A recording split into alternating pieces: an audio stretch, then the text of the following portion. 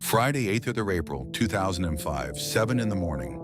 The workers of the early shift arrive at Longbridge as they always have. Flasks of tea, cigarettes barely lit, the familiar low thunder of the assembly line drifting through the gates. 9 hours later, those gates will close for the last time. 40 years earlier, this single factory in South Birmingham produced one Mini every 2 minutes. A car that redefined what Britain could make, what Britain could mean. At its peak, 27,000 people clocked in here daily. The noise was relentless, the ambition vast, the pride for those who lived it, something close to identity. By the morning of 8th of April 2005, 6,500 of them would have no job to return to. The line fell silent. The locks were changed. What killed Longbridge? Bad management, militant unions, political interference, foreign indifference. Every verdict has its advocate, and none of them is entirely wrong. The answer begins, as it always does, not with the collapse, but with the man who started it all. In the spring of 1901, a small factory on the southern edge of Birmingham fell silent. The White and Pike Printing Company had spent 6 years attempting to manufacture tin boxes on a patch of semi-rural land beside the Bristol Road, a venture that had never quite found its footing and had finally run out of money altogether. The machines were stripped, the doors were locked, and for 4 years, the building sat empty, accumulating damp and debt, listed in the books of a Birmingham financier named E.A. Olivieri at an asking price of £11,000. Nobody came. The land itself was unremarkable. Flat, slightly boggy, hemmed in by the railway line of the Midlands Hailsowen branch to the west and open fields to the south. Longbridge, as the district was known, was barely a village. A handful of houses, a public house, a station stop that most trains passed through without slowing. There was nothing here to suggest that this particular patch of Worcestershire border country would, within half a century, become the beating industrial heart of the British motor industry. Herbert Austin saw something different. In the summer of 1905, Austin was 48 years old and at a crossroads that most men of his generation would have found alarming.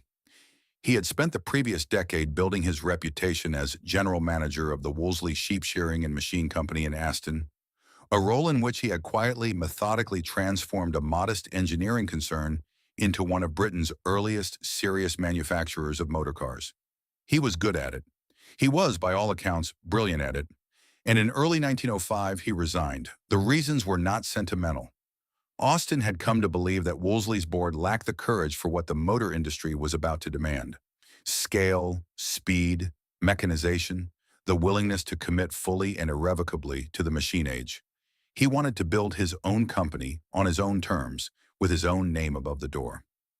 On the 26th of June 1905, the Austin Motor Company Limited was formally registered.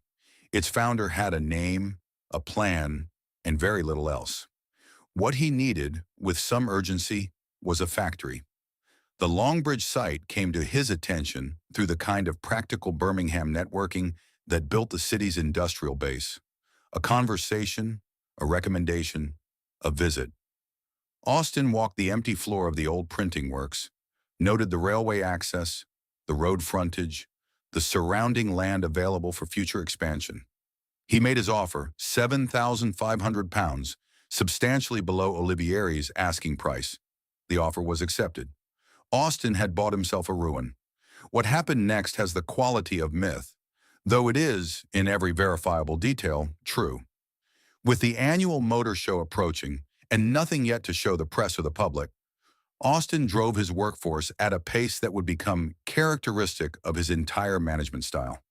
Within 2 weeks of taking possession of the Longbridge site, the Austin Motor Company had assembled its first vehicle, a 25-horsepower car built largely by hand from components already in preparation.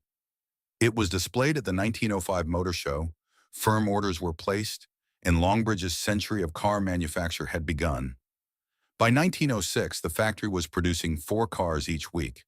It was, by the standards of a nascent industry, a modest output. Ford's plant at Trafford Park was already operating on a different scale entirely. But Austin was not yet thinking in terms of volume. He was thinking in terms of foundations. What distinguished Austin from many of his contemporaries was not entrepreneurial flair, though he possessed that in sufficient quantity. It was engineering conviction. Austin was, above all else, a practical man, a man who understood machines from the inside out, who believed that the answer to almost every manufacturing problem was more precision, more mechanization, better systems. His early visits to American factories, where he had observed the emerging logic of mass production, left a permanent impression. He returned to Longbridge determined to build not merely a workshop, but a system. Expansion came quickly.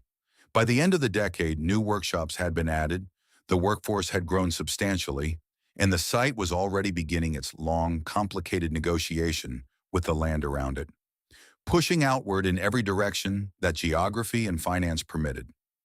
A railway station was built within the works boundary in 1915, the Midland Railway extending a spur line to serve what was by then one of Birmingham's most significant employers. Austin himself remained a daily presence, on the floor, in the drawing offices, making decisions with the directness of a man who had designed engines with his own hands and saw no reason why management should be any different. Those who worked under him in the early years describe a quality that is difficult to pin down precisely, an absolute certainty, a refusal to accept that what had not yet been done could not be done. It was a quality that would build an empire. It was also, in the long run, a quality that the empire would eventually find it could not sustain. By the 1930s, Austin had made himself one of the most significant industrialists in British history. The company bore his name, occupied hundreds of acres, and employed thousands. He had been knighted Sir Herbert Austin in recognition of the factory's extraordinary contribution to the First World War effort.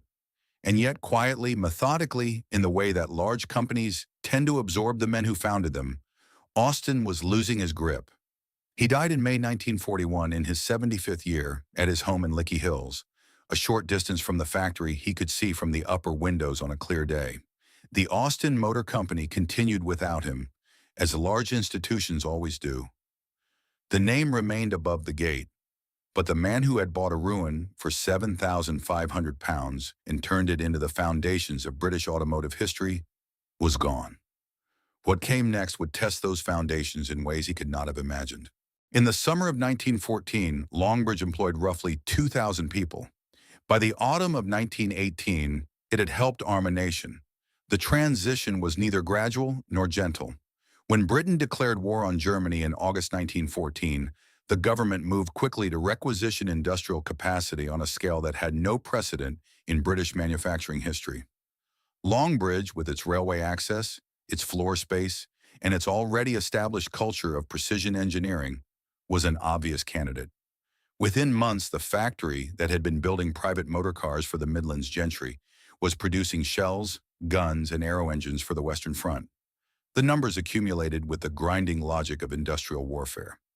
Over the course of the First World War, Longbridge produced more than 8 million shell cases, a figure so large it resists easy comprehension, best understood perhaps as one shell for every yard of the Western Front, repeated many times over.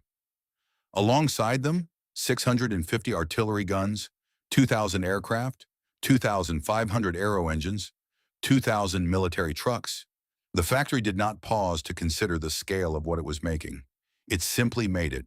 To accommodate this transformation, the government funded a substantial expansion of the site.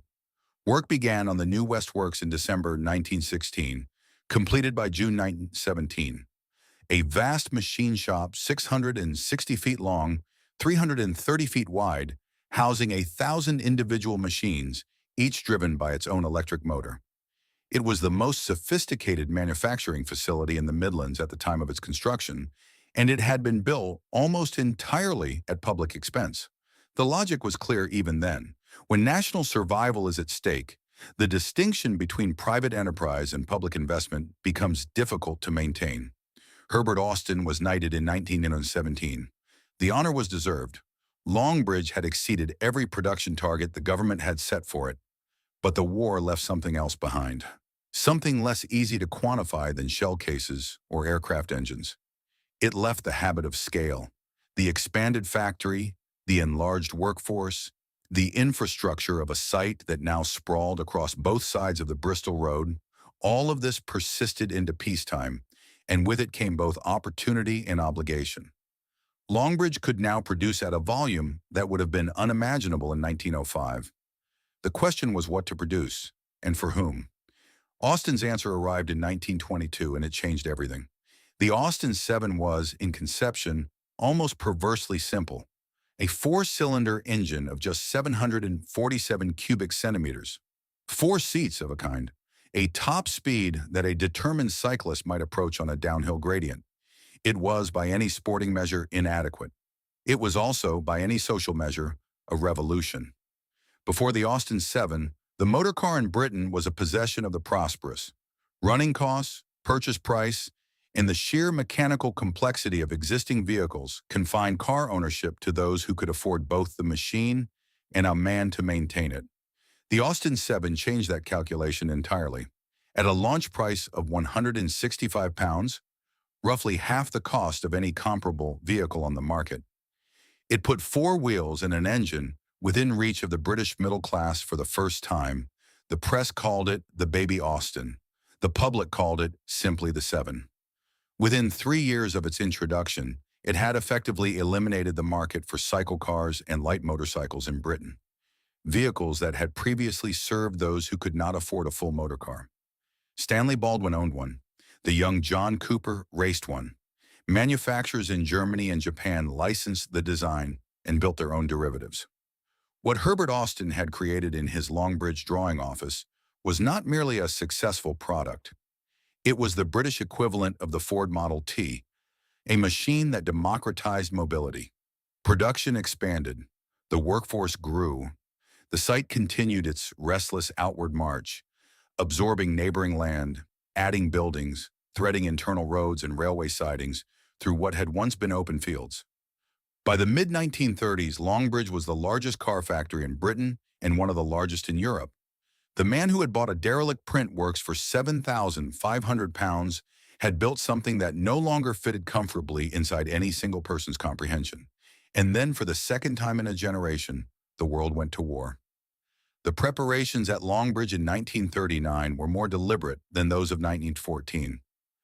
The government had learned from the previous conflict that industrial conversion took time, and time in a modern war was the one commodity that could not be manufactured. Shadow factories, dispersed facilities designed to be quickly converted to war production, had been planned in advance. At Longbridge, the most significant of these was a facility built underground. The Arrow, as it was known, was constructed beneath and adjacent to the main factory site. A shadow works designed to be invisible from the air, insulated against the bombing that the government correctly anticipated would target Britain's manufacturing centers. Within this underground facility, and in the associated East Works at nearby Cofton Hackett, Longbridge produced more than 3,000 aircraft during the course of the Second World War.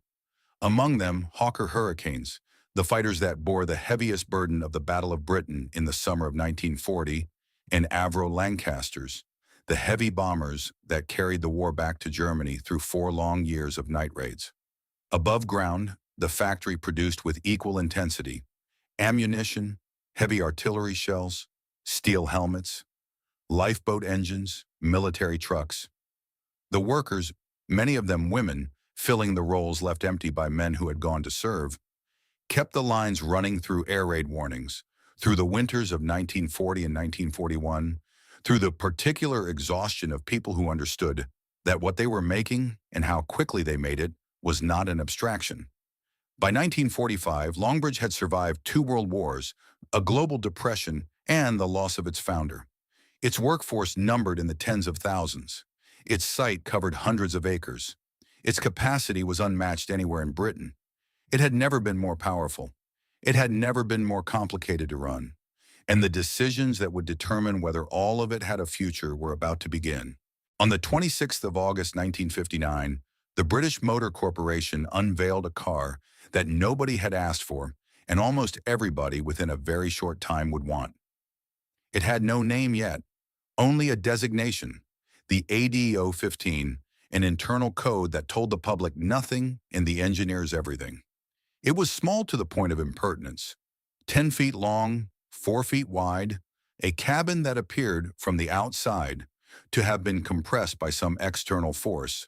The press, invited to inspect it at a series of carefully staged previews, responded with the particular caution of people who have been surprised before. Interesting, they wrote. Unusual. One correspondent noted, with the restraint characteristic of the British motoring press, that it was not immediately obvious what market the vehicle was intended to serve. Within 6 months, the waiting lists were running to several weeks. The man responsible for the car's conception was Alec Isigonis, a British engineer of Greek Cypriot descent, already known for the Morris Minor.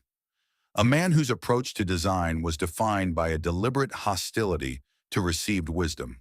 When the Suez Crisis of 1956 sent petrol prices climbing and small continental cars flooding into British showrooms, BMC's chairman Leonard Lord gave Isigonis a single instruction: build something smaller, cheaper, and more practical than anything currently on the British market. Isigonis took the instruction literally. The solution he arrived at was radical in its simplicity. By mounting the engine transversely, sideways across the engine bay, rather than in the conventional longitudinal position, Isigonis freed up 80% of the car's floor space for passengers and luggage. The gearbox was positioned beneath the engine, sharing its oil. The wheels were pushed to the extreme corners of the body. The result was a vehicle the size of a city flat that somehow contained, with reasonable comfort, 4 adults and their weekend luggage.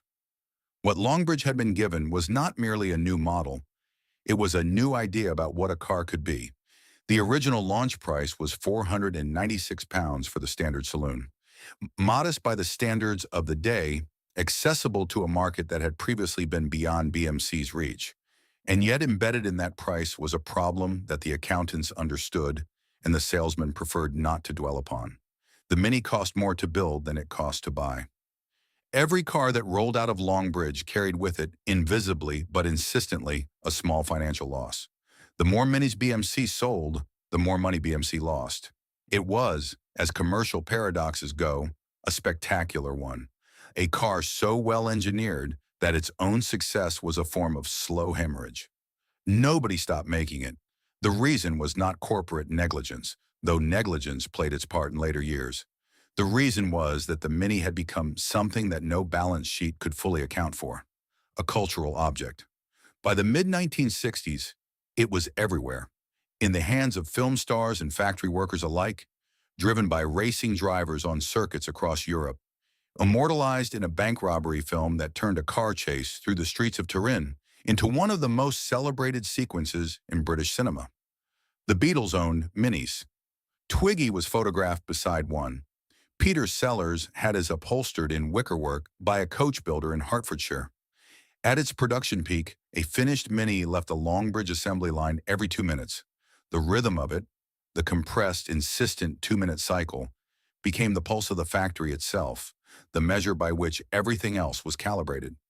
27,000 people were employed on the site by the late 1960s, many of them engaged, directly or indirectly, in the production of a car that had redrawn the boundaries of what British manufacturing could achieve. The Mini won the Monte Carlo Rally outright in 1964, 1965, and 1967, then was disqualified from the 1966 result on a technicality that the French organizers applied to the British cars alone and not to the French ones. The disqualification was, in the eyes of many, a form of tribute. You only cheat against a competitor you cannot otherwise beat. Back in Longbridge, the line ran on. But beneath the noise and the pride and the international recognition, the structural weakness was deepening. The pricing problem had never been resolved. It had simply been absorbed year after year into a financial model that grew increasingly dependent on volume to mask the absence of margin. Management knew. The unions knew, in a general way. The government, which was beginning to take an uncomfortable interest in British Leyland's finances, knew too. What none of them had yet reckoned with was the full implication of what they knew. That a factory capable of producing the most famous small car in the world had been doing so, for most of a decade, at a loss it could not sustain. The Mini did not kill Longbridge.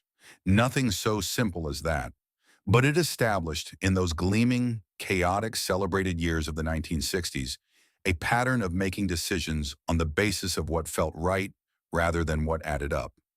A pattern that would prove, in the end, very difficult to break. The line kept moving. Every 2 minutes, another car. And somewhere in the ledgers, quietly, the numbers kept not balancing. One morning in the autumn of 1968, the workers arriving for their early shift at Longbridge found that the sign above the main gate had been changed overnight. The Austin name, the name that Herbert Austin had placed above his factory 63 years earlier, the name that had meant something specific and legible to every person who lived within 10 miles of the Bristol Road, was gone. In its place, British Leyland Motor Corporation. 6 words that told the workers precisely nothing about what they were making, who owned it, or why the change had happened without announcement, without ceremony, without so much as a notice on the board inside the gatehouse. Nobody came to explain. The line started as usual. The gates opened and the shift began, as it always did. But something had shifted that morning that had nothing to do with the machinery. It had been building for 16 years. In 1952, the Austin Motor Company merged with its long-standing rival, the Nuffield Organization, makers of Morris, MG, Riley, and Wolseley, to form the British Motor Corporation. On paper, BMC was a formidable entity, the largest car manufacturer in Britain, the 4th largest in the world, a combine capable of producing hundreds of thousands of vehicles annually and competing, at least in theory, with whatever Ford and General Motors chose to put in front of it. In practice, BMC was 2 companies in a single building pretending to agree. The cultures of Austin and Morris had been shaped by different founders, different geographies, different ideas about how a car company should be run. Austin's men, rooted in Birmingham, in engineering precision, in the tradition Herbert Austin had established, regarded the Oxford-based Morris operation with a suspicion that decades of rivalry had calcified into something close to contempt. The feeling was mutual and freely expressed in the canteens and the drawing offices and the corridors where the decisions that shaped both companies were made. The merger had been arranged at the level of boardrooms and government departments. Nobody had thought to arrange it at the level of the people who actually built the cars. The consequences were visible almost immediately in the product range. BMC's great commercial sin, badge engineering, was not invented in 1952, but it was systematized there. The same mechanical platform, the same body shell, the same engine appeared simultaneously under 4 or 5 different nameplates, sold through different dealer networks, marketed to subtly different demographics, as though the customers might not notice that the Riley 1.5 and the Wolseley 1500 and the MG Magnet were beneath their differing radiator grills and leather trim levels, substantially the same car. Sometimes they did notice. Often they did not care. Always the practice eroded the meaning of every mark it touched. Austin, Morris, Riley, Wolseley, each one a name with its own history, its own loyalties, slowly hollowed out by the logic of shared components. By the mid-1960s, BMC was producing more models than any comparable manufacturer in the world, and making less profit per vehicle than almost any of them.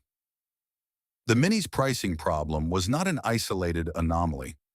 It was the symptom of a company that had never resolved the fundamental tension between its 2 founding cultures, and had chosen, year after year, to manage that tension through complexity rather than clarity. Harold Wilson's government looked at this situation in 1967 and arrived at the conclusion that would define British industrial policy for the following decade. The problem was insufficient scale. What the British motor industry needed, in the government's analysis, was not fewer models or cleaner finances or a resolution of the cultural fault lines running through every factory it operated. It needed to be bigger. In 1968, Wilson's Industrial Reorganization Corporation engineered the merger of British Motor Holdings, the successor to BMC, with Leyland Motors, a profitable truck and bus manufacturer that had recently absorbed both Triumph and Rover. The result was British Leyland Motor Corporation, a company employing, at its formation, roughly 170,000 people, operating 48 manufacturing plants across Britain, and carrying within its structure every unresolved problem that its constituent parts had accumulated over the previous 2 decades. At Longbridge, the sign above the gate was changed and the line ran on. For a time, the new company maintained the appearance of coherence.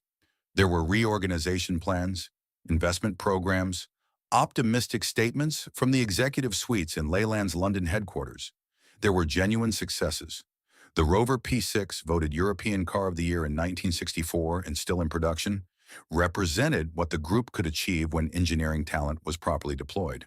But the structural contradictions were too deep and too numerous to be managed by any reorganization plan that stopped short of the fundamental surgery the company required. The problems compounded. Development budgets were spread too thinly across too many competing platforms. Factories that should have been consolidated were kept open for political reasons. Each closure a potential industrial dispute, each dispute a potential electoral liability. The internal competition between plants that should have been cooperating. Longbridge against Cowley, Austin against Morris, Birmingham against Oxford, persisted long after the merger that was supposed to end it. And running beneath all of it, with increasing urgency, was the question of money. By 1974, British Leyland was losing it faster than it could be replaced. The company's request for emergency government funding landed on the desk of Harold Wilson's newly re-elected Labour government in early 1975. The Ryder Report, commissioned to assess British Leyland's position, delivered its verdict that spring with the clarity of a diagnosis nobody wanted to hear. The company was functionally bankrupt. Without immediate and substantial government intervention, it would cease to exist within months. The government intervened. British Leyland was effectively nationalized, the state acquiring an 80% shareholding, injecting public money on a scale that would, by the end of the decade, reach into the billions. Longbridge, the largest plant in the group and the most politically visible, was now a ward of the British state, an institution too large to fail, too troubled to fix, and too important to too many people in too many constituencies to be allowed to simply run its course. The sign above the gate still said, British Leyland. Inside, 27,000 people were about to discover what it meant to work for a company that belonged, in some complicated and unresolvable sense, to everyone, and therefore, in the way that such things tend to work, to no one. Derek Robinson started at Longbridge as an apprentice in the 1940s. He was a Birmingham boy, the son of a working man, trained in the factory's own engineering school at a time when an Austin apprenticeship was considered one of the more reliable routes out of the particular kind of poverty that the industrial Midlands both generated and sustained. He learned his trade on the floor. He learned the culture of the place, its hierarchies, its loyalties, its unwritten codes, from the men who worked beside him. By the time he rose to become the senior shop steward and then the convener of the Transport and General Workers Union at Longbridge in the early 1970s, Robinson had spent the better part of 3 decades inside the factory. He knew it in the way that men who have given their working lives to a single institution know it, not as an abstraction, but as a physical reality, a daily presence, a place with its own logic and its own grievances. The grievances, by the early 1970s, were considerable. The Longbridge assembly line in this period was not the sleek, roboticized facility that British Leyland's press releases occasionally implied. It was in large parts aging infrastructure, running at intensities it had not been designed to sustain, managed through a supervisory structure that the best manufacturing consultants of the era would have identified, on a brief acquaintance, as chronically dysfunctional. The piecework payment system, by which workers were paid according to output rather than hours, had evolved over decades into something of such labyrinthine complexity that disputes about rates and calculations were, quite literally, inevitable. There were, at any given time, hundreds of separate pay agreements operating simultaneously across the Longbridge site, negotiated at shop floor level by individual stewards, frequently contradicting one another, and collectively impossible for any central management to either understand or control. Into this environment in 1972 came a new management philosophy under British Leyland's chief executive Donald Stokes, and later under the restructuring plans of the mid-decade. The intention to rationalize, to standardize, to strip out the accumulated complexity and replace it with systems that could actually be managed. The intention was correct. The execution, abrupt, poorly communicated, and experienced by the workforce as an assault on arrangements they had spent years negotiating, was not. The strikes at Longbridge in the 1970s were the result. Between 1978 and 1979, British Leyland formally attributed 523 separate disputes at the Longbridge plant to Derek Robinson's influence. The figure was cited in government reports, repeated in newspaper editorials, and eventually fixed in the public imagination as the measure of the man. Red Robbo, the name had been given to him by the press, with the implication clear in every syllable, was in this telling a Soviet sympathizing wrecker, a man ideologically committed to the destruction of British industry from within. The reality was considerably more complicated and considerably more human. Robinson was a Communist Party member, a fact he had never concealed and that the press had never allowed the public to forget. But the 523 disputes attributed to him were not, in any meaningful sense, 523 decisions made by Derek Robinson. The majority were brief stoppages, an afternoon here, a morning there, initiated by individual shop stewards responding to local grievances on their own sections of the line. Robinson, as convener, was the most senior union figure on the site, and therefore the figure to whom management attributed responsibility for whatever the workforce collectively did. It was, in the logic of industrial relations, a convenient simplification. It was not an accurate description of how the stoppages actually began or how they were sustained. What Robinson understood, and what his critics, inside and outside the factory, consistently refused to credit, was that the men stopping work were stopping work for reasons. The reasons were not always proportionate. They were not always rational. They were not always, by any objective measure, justified. But they were reasons, rooted in real conditions, real frustrations, real experiences of a management culture that had, over many years, accumulated a deficit of trust so large that almost any provocation could trigger a response. He was not wrong about that. He was, however, making the analysis of a man whose every interest lay in the continuation of the existing order. A man who needed the factory and the union and the conflict to persist in their current form because his own significance depended upon it. This is not a condemnation. It is simply the structural position of any institution's most powerful representative. In October 1979, British Leyland's new chairman, Michael Edwards, a South African-born executive brought in by the government to impose the discipline that all previous management had failed to deliver, dismissed Derek Robinson. The immediate cause was a pamphlet Robinson had co-authored criticizing Leyland's recovery plan. The underlying cause was that Edwards had concluded correctly that a fundamental transformation of working practices at Longbridge was impossible while Robinson remained the dominant force on the shop floor. The dismissal was put to the Longbridge workforce for a vote. The result was the one that Robinson's enemies had always claimed was impossible. The workers voted, by a substantial majority, not to strike in his defense. It was, for a man who had spent 30 years as their representative, a verdict of peculiar cruelty. Not because the workers had turned against him. Exactly. The mood was more complicated than that, threaded through with exhaustion and a pragmatic recognition that the factory's survival required accommodations that the old order could not make. But Robinson had built his authority on the premise that he spoke for the people behind the line. In October 1979, the people behind the line spoke for themselves. He left Longbridge for the last time that autumn. The factory continued without him. The strikes had not killed Longbridge. That verdict, endlessly repeated, is too simple and too convenient for those who wish to locate the plant's difficulties in the behavior of its workforce rather than in the decisions of its managers, its owners, and its government. What the strikes had done was consume time, money, goodwill, and the patience of customers who had learned over a decade that a British Leyland car might or might not be delivered when promised. That erosion was real, and it had left Longbridge with very little margin for what was coming next. In the autumn of 1979, Michael Edwards stood before the Longbridge workforce and told them something that no British Leyland chairman had previously been willing to say in public. The company was close to the edge. The old ways were finished, and the choice before them was not between comfort and change, but between change and closure. It was not a speech designed to be popular. It was, in the event, more effective than anyone had anticipated. Partly because Edwards had the particular authority of a man who had already demonstrated, through the dismissal of Derek Robinson, that he meant what he said. What Edwards understood, and what his predecessors had consistently underestimated, was that Longbridge's problems were not primarily industrial, they were structural.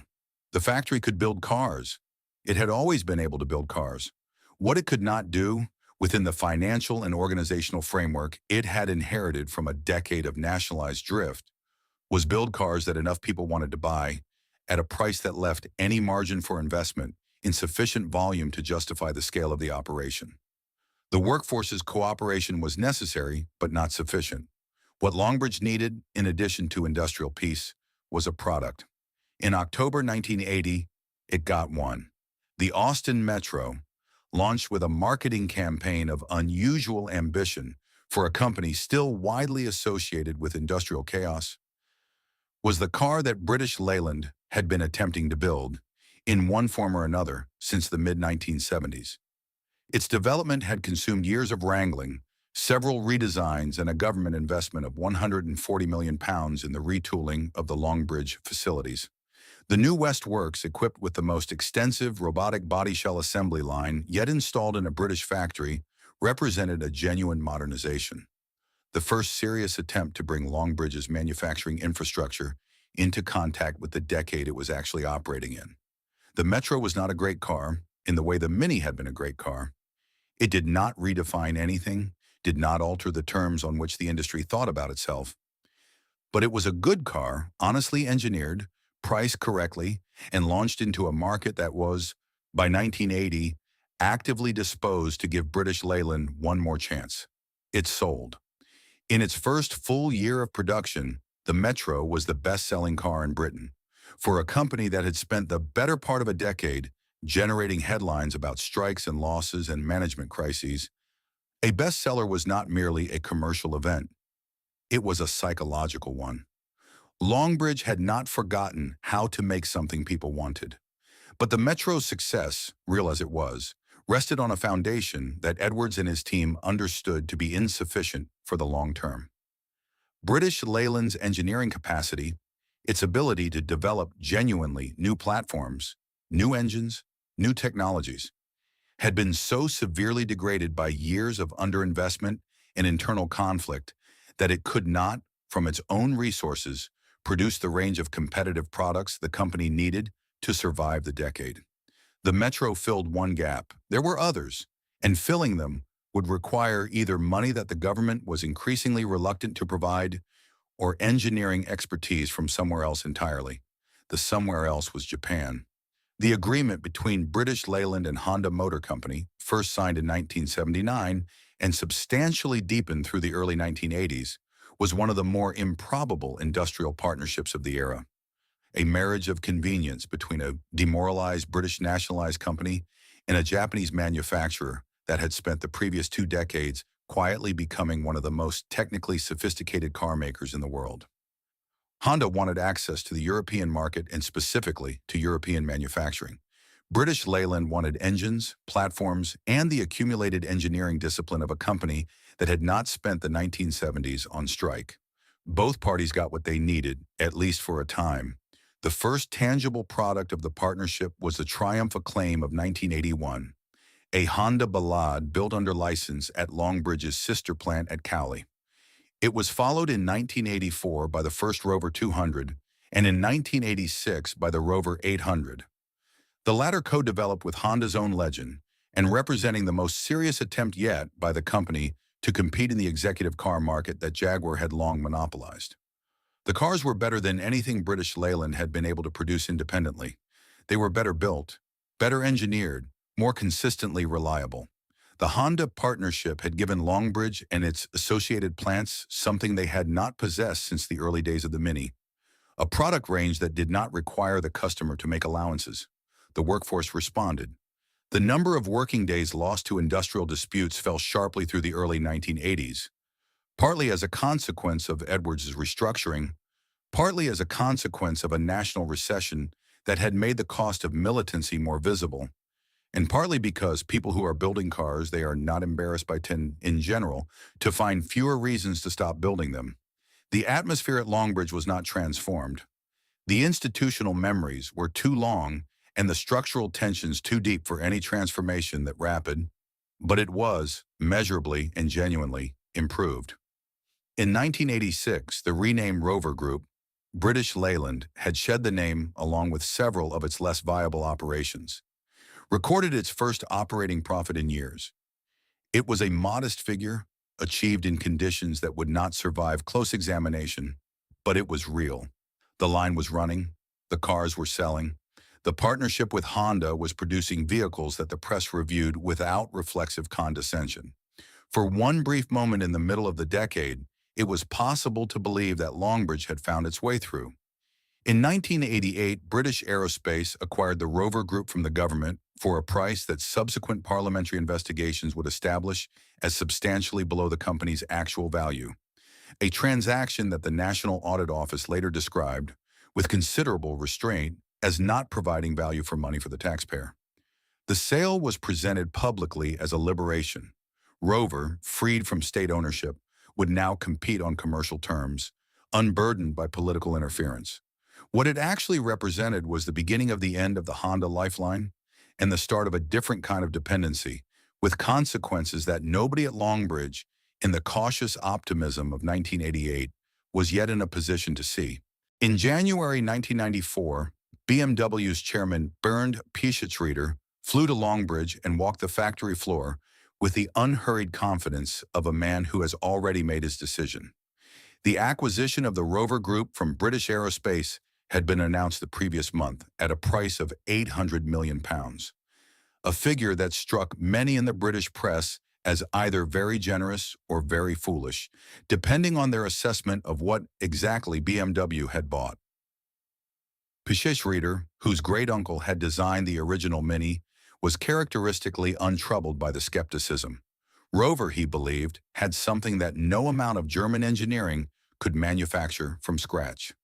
Heritage, the Land Rover name, the MG badge, a century of British automotive history that could be repositioned, with sufficient investment and patience, into a premium offering capable of sitting alongside BMW's own Marquez without embarrassment.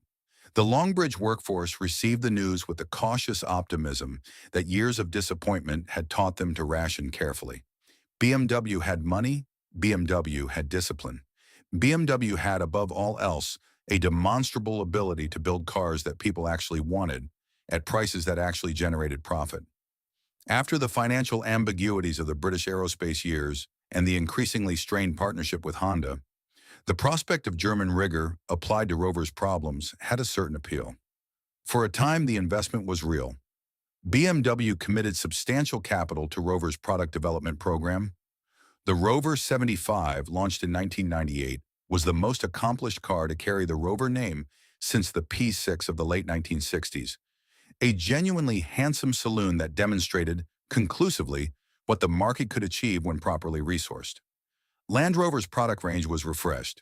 The MGF sports car, developed before the BMW acquisition but launched under it in 1995, found a loyal market and restored some luster to the oldest name in the Rover portfolio. But beneath the product launches and the press releases, the numbers were not working. Rover was losing money, not the modest, manageable losses of a company in transition, but the deep, structural losses of an operation whose cost base could not be reconciled with its revenues, regardless of how the accounting was arranged. BMW's own internal projections, which became public only years later through parliamentary investigations, showed that the company had understood by 1996 that Rover's recovery would require a level of investment and a length of time that its board was not prepared to commit to. The question from that point forward was not whether BMW would exit. It was when and on whose terms. The answer came in stages, each one more damaging than the last. In 1999, BMW made the decision that would seal Longbridge's fate. The new generation Mini, the car that Longbridge had every historical and sentimental reason to claim as its own, would be manufactured not at Longbridge but at the Cowley plant in Oxford. The reasoning was presented in logistical terms. Cowley had available floor space, the right infrastructure, the necessary proximity to the supply chain. The reasoning was not untrue, but it was also and primarily a judgment that Longbridge's cost structure, its labor relations legacy, and its aging site made it the wrong location for a vehicle on which BMW was staking a significant part of its future. Longbridge was handed the new Rover 25 and 45, competent but unexciting facelifts of existing models, and told, in effect, to manage on what it had. Without the Mini, Longbridge had no product with a future. Everyone in the factory understood this. Most of them did not say it aloud, because saying it aloud would have required confronting a conclusion that nobody in Birmingham in 1999 was ready to reach. In May 2000, BMW formally severed its connection with Rover. The Land Rover operation was sold to Ford for approximately £2 billion.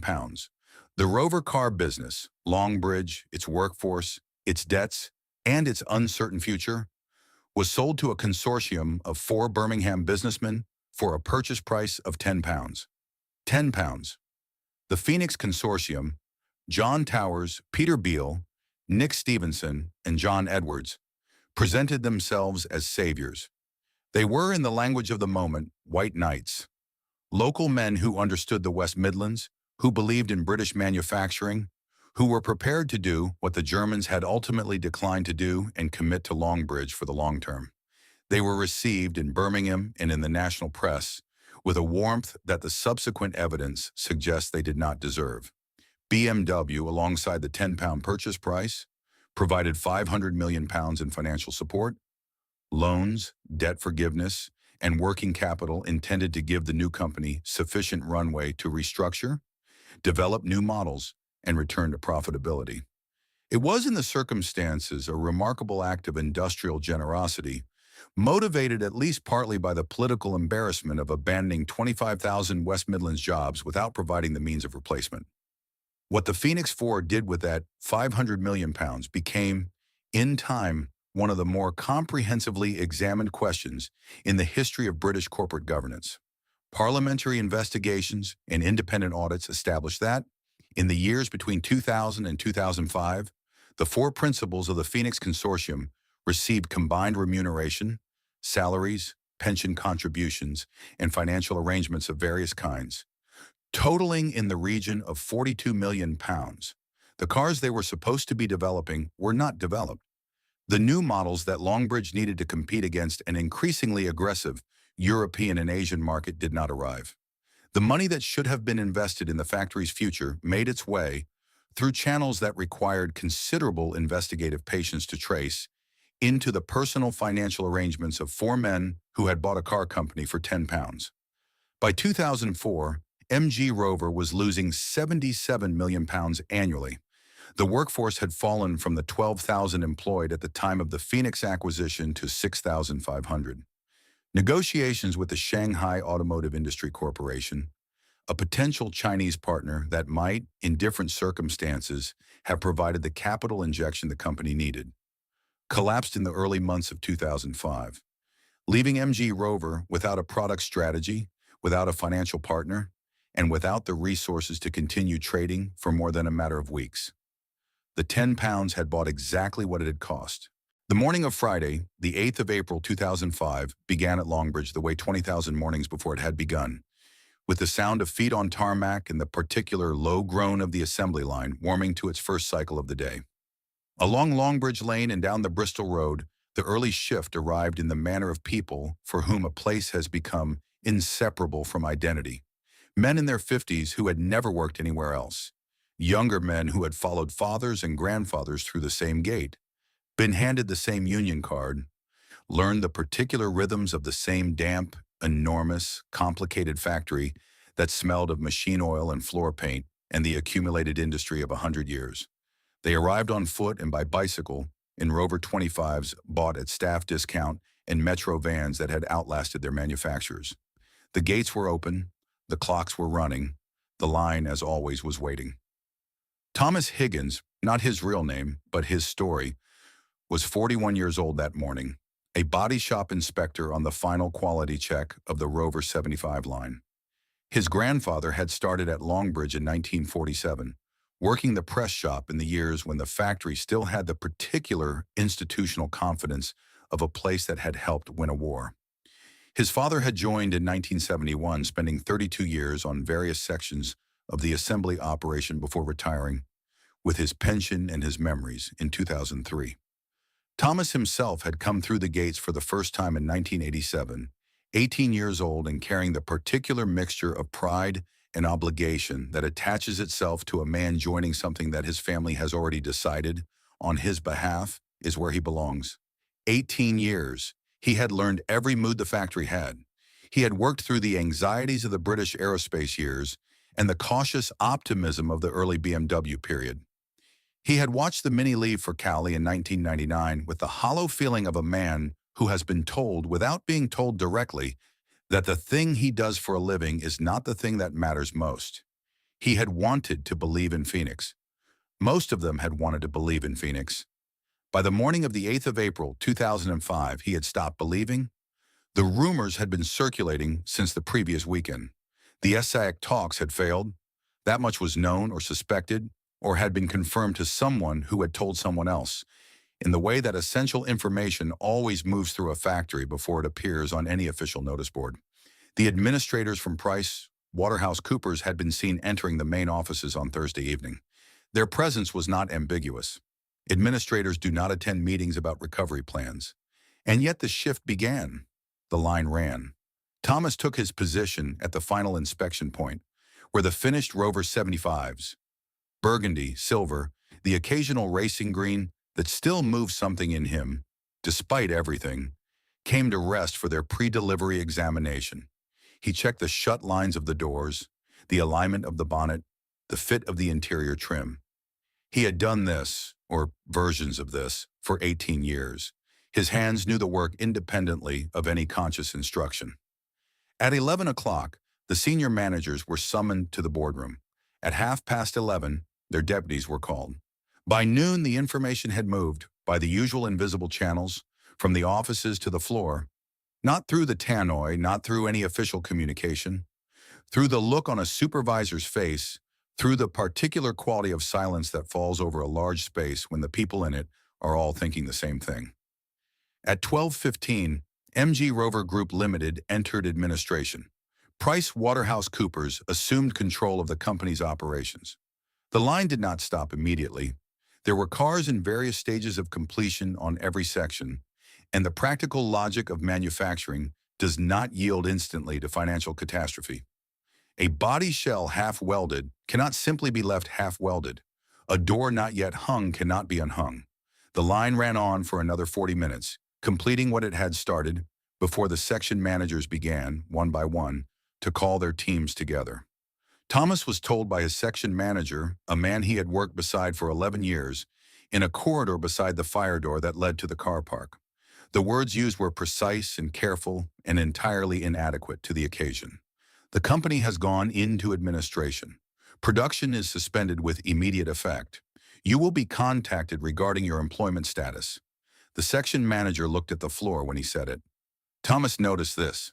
The looking at the floor and understood it as the gesture of a man who felt the weight of what he was delivering and could not find any other way to carry it. By 3 o'clock in the afternoon, the factory floor had the quality of a place between states, neither working nor not working, neither ordinary nor yet fully aware of what it had become. Groups of men stood in the sections where, an hour earlier, they had been building cars. Some of them were on their phones, calling wives, calling parents, trying to assemble, from the fragments of official information available, some picture of what the next week would look like. Others stood in silence. Not the comfortable silence of men who know each other well enough not to need words, but the silence of people absorbing a fact too large to speak around. The shop stewards gathered in the car park outside the West Works, where the wind off the Bristol Road carried the particular chill of a British April that has not yet decided to become spring. There were no speeches. The instinct for oratory that had animated so many Longbridge gatherings, the platforms and the megaphones, and the solidarity that once could turn a shift change into something resembling a political meeting, had on this afternoon deserted them entirely. What the stewards discussed, in practical voices, were practical questions. When would the wages for the current week be paid? What did administration mean for the pension fund? Was there a redundancy entitlement? And if so, what was it, and when would it arrive? These were the right questions.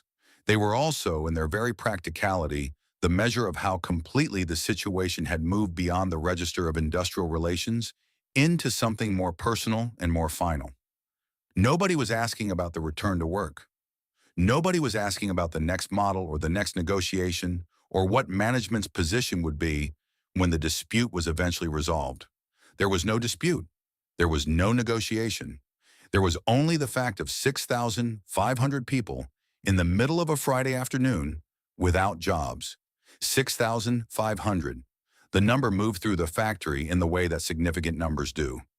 Repeated, confirmed, questioned, repeated again. It was the total directly employed at Longbridge at the time of the administration. It did not include the thousands more employed in the supply chain, the component manufacturers, the logistics operations, the ancillary businesses whose existence had been organized around the assumption that Longbridge would continue to require their services. The true figure of those whose working lives were disrupted by what happened on the 8th of April 2005 was substantially larger than 6,500. But 6,500 was the number that people could hold in their heads, and it was large enough. Thomas finished his shift, or what remained of it, at his inspection station, completing the paperwork on the last Rover 75 that had passed through his hands. The car was finished. It would never be sold. The administration process would eventually dispose of the cars in various ways that had nothing to do with the intentions of the people who had built them. But it was finished. Thomas initialed the inspection sheet with the care he had brought to 18 years of inspection sheets because it was the last one, and the last one deserved the same attention as all the others. At 5 o'clock, he walked out through the gate he had walked through every working day since 1987. The gate was still open. It would remain open through the administration process, in access controlled by the administrators rather than by the company that no longer existed. He stood for a moment in the car park in the April afternoon beside the Rover 25 he had bought at the staff discount in 2003. The car was 2 years old. It was, he had always thought, a decent car. Not exceptional. Not the kind of thing that people wrote about in enthusiast magazines, but solid and honest and well-made. The product of people who knew their trade and had applied it with care. He did not start the engine immediately. He sat in the driver's seat and looked back at the gate and at the factory behind it, the roof lines of the West Works, the overhead walkway that crossed the Bristol Road, the particular industrial skyline that had been the fixed point of his working life. The line inside was cold now. The Rover 75 he had signed off an hour earlier would be the last car he inspected at Longbridge. His father had known this day was coming. His grandfather had not lived to see it. 3 generations. 1 gate, 1 factory, 1 century. Behind him, in the car park, the other men of the early shift were getting into their cars. Engines starting, indicators clicking. The small, ordinary sounds of people going home at the end of a working day, except that this was the last working day. And home from this point forward would be somewhere they returned to without the fixed point that had organized the rest of it. The gate closed at 6:17 that evening. A security guard the administrator's firm had sent from Birmingham city center fitted a new padlock to the chain. He had not, as far as anyone knew, ever been inside the factory. He locked it with the efficient indifference of a man performing a routine task, climbed back into his van, and drove away down the Bristol Road. Inside, the line was cold. The lights were off in the assembly halls. The Rover 75 that Thomas Higgins had signed off at 4:15 sat in the delivery bay where it had been placed, finished and documented and going nowhere. 100 years of noise in the space of one afternoon had become silence. On the morning of Saturday, the 9th of April 2005, the gates of Longbridge were still there. The new padlock was still on the chain. The security guard's van was gone. Along the Bristol Road, the traffic moved as it always had. Buses, lorries, the ordinary flow of a Birmingham weekend morning. Past a factory that, for the first time in 100 years, had nothing moving inside it. The silence lasted longer than most people expected, and less long than the place deserved. Within days of the administration, the practical machinery of industrial dissolution had begun its work. PricewaterhouseCoopers moved through the site with the systematic efficiency of people who have performed this function before and understand that sentiment, however legitimate, is not a category that appears in an administrator's report. Assets were cataloged. Liabilities were assessed. The question of what Longbridge was worth, now that it was no longer a going concern, was approached with the clinical detachment that the situation legally required, and the workforce, watching from outside the new padlock, found almost physically painful to observe. The cars in the delivery bays were disposed of first, sold at reduced prices through dealers, or transferred to the administrator's own disposal arrangements. The partially completed vehicles on the line were assessed and mostly scrapped. The tooling, the equipment, the accumulated physical infrastructure of a century of car manufacturing was inventoried, valued, and in many cases sold to manufacturers in other countries who had no sentimental attachment to its origins and simply needed machines that worked. The overhead conveyor bridge, the enclosed walkway that carried body shells across the Bristol Road from the Westworks to the car assembly buildings on the south side, came down in the early months of 2006. It had been one of the most distinctive features of the Longbridge skyline, a structure so familiar to the residents of South Birmingham that its absence registered as a kind of physical shock, the way the removal of a landmark always does. Not with drama, but with the quiet wrongness of a space that has forgotten what used to fill it. The demolition crew took it down in sections, methodically over the course of a fortnight. The Bristol Road ran beneath it, unimpeded for the first time since the structure had been erected. It was the beginning of a dismantling that would take a decade. The developer, St. Modwen Properties, acquired the majority of the Longbridge site and began in 2005 the process of converting what had been the largest car factory in Britain into something that the planning documents described as a mixed-use regeneration scheme. The language of regeneration is always optimistic. It has to be, because it is the language of replacement, and replacement requires the prior acceptance of loss. At Longbridge, the loss was not abstract. The press shop where Thomas Higgins' grandfather had worked the overnight shift in 1951 became, in time, a retail park. The car assembly buildings where the Mini had been made at the rate of one every 2 minutes became, eventually, the foundations for a Marks & Spencer, a KFC, a Premier Inn, a Costa Coffee. The new buildings were clean and functional and entirely without memory. No plaque was erected. No permanent marker was placed to record what had happened on this ground, or for how long, or by how many people. The regeneration proceeded on the assumption that what the area needed was a future, and that the past, being irrecoverable, was best left to take care of itself. It did not entirely take care of itself. In August 2008, 3 years after the padlock went on the chain, a ceremony was held in what remained of the Longbridge factory, a small portion of the site that had not yet been cleared, retained by the Nanjing Automobile Corporation, which had purchased the MG brand and certain assets from the administrators. At this ceremony, with Chinese executives and local politicians in attendance, a production line was restarted. The car being produced was the MG-TF, a sports car that had last been made at Longbridge before the administration, now being assembled from components manufactured in China and finished in Birmingham. The workforce numbered in the hundreds.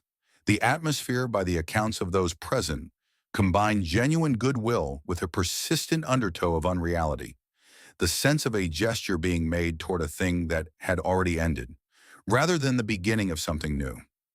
The MGTF production continued in modest volumes for several years. It was not nothing. The people who worked on it were doing real work, building real cars, earning real wages.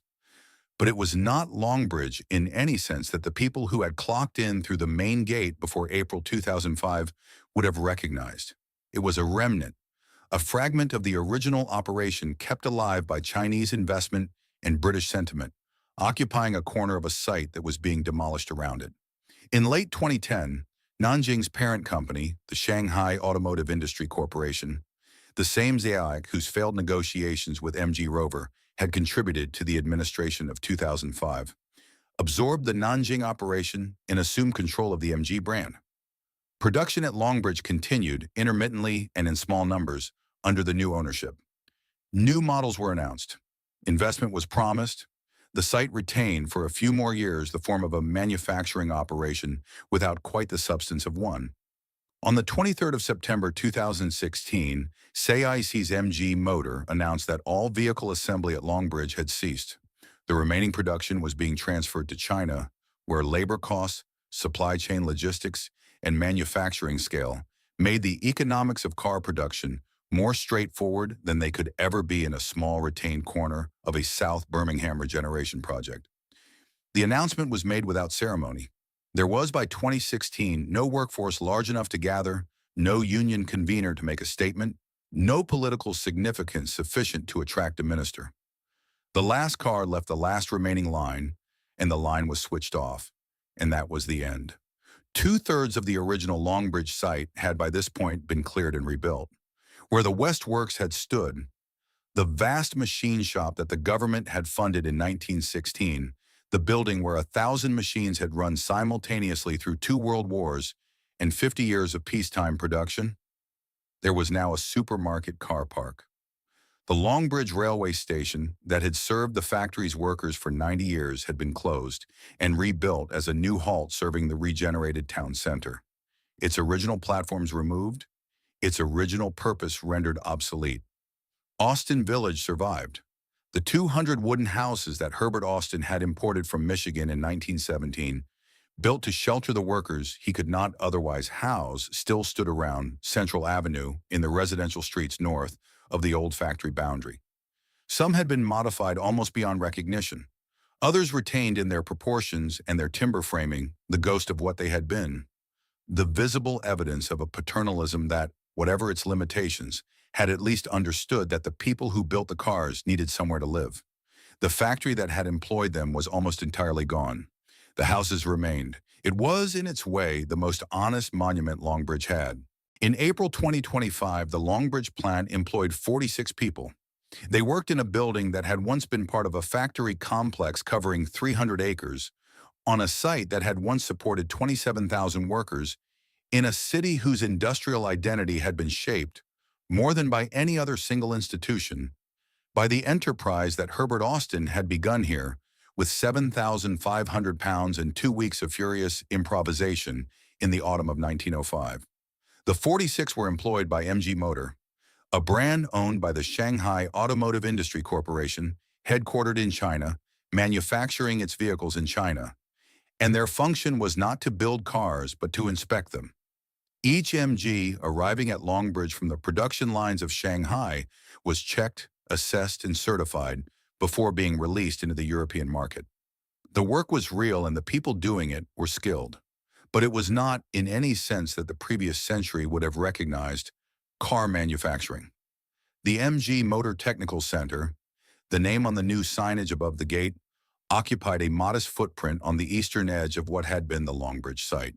Around it, the regeneration that St. Modwin had been prosecuting for 2 decades had reshaped the landscape so thoroughly that a worker returning from a 30-year absence would have struggled to locate the landmarks by which he had previously navigated his working day.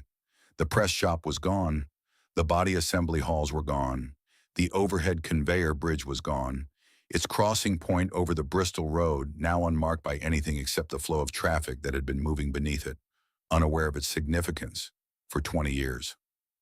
The car assembly building, where the last Rover 75 had been signed off on the afternoon of the 8th of April 2005, had been demolished and replaced by retail units whose tenants had no knowledge of what had previously occupied the ground beneath their stockrooms. The 46 worked in the quiet that follows a century of noise. They clocked in through a gate that bore a logo, the MG Octagon, one of the most recognizable symbols in British automotive history, that now signified something quite different from what it had signified when it was first attached to a sports car produced by workers in Abingdon in the 1920s. The Octagon had survived everything: the mergers and the nationalizations, the strikes and the restructurings, the German acquisition and the Chinese one. It had proved more durable than the companies that had carried it, more persistent than the factories that had made the cars it adorned. It was still there, above the gate in April 2025. What it meant was another question. Austin Village was still there too.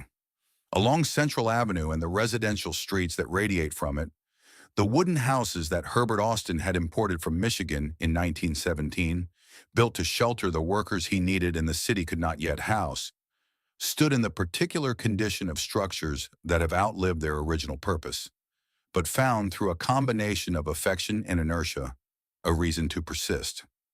Some had been extended, clad in brick or render, their timber origins visible only to those who knew what to look for. Others retained the proportions and the detail of what they had been, modest, practical, human-scaled, the architecture of a man who understood that a factory and its workers were a single system and that the system needed feeding, sheltering, sustaining. The factory that Austin had built to go with the houses was almost entirely gone. The houses were still standing. There is a question that everyone who thinks seriously about Longbridge eventually arrives at, and it is this: could it have been saved? The question has many answers, and all of them are partial.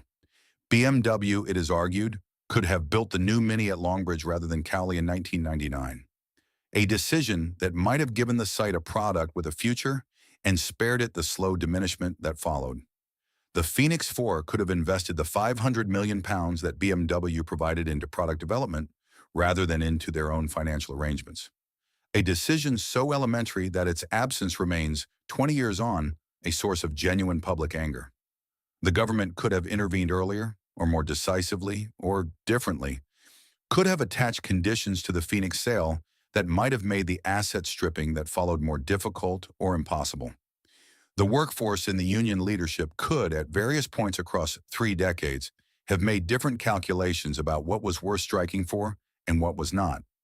The management of British Leyland could, across the same period, have made different decisions about investment, about product, about the internal competition between plants that should have been cooperating.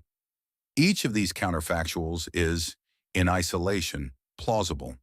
None of them, individually, is sufficient. Longbridge was not killed by a single decision or a single decade or a single class of people who made the wrong choices while everyone else made the right ones.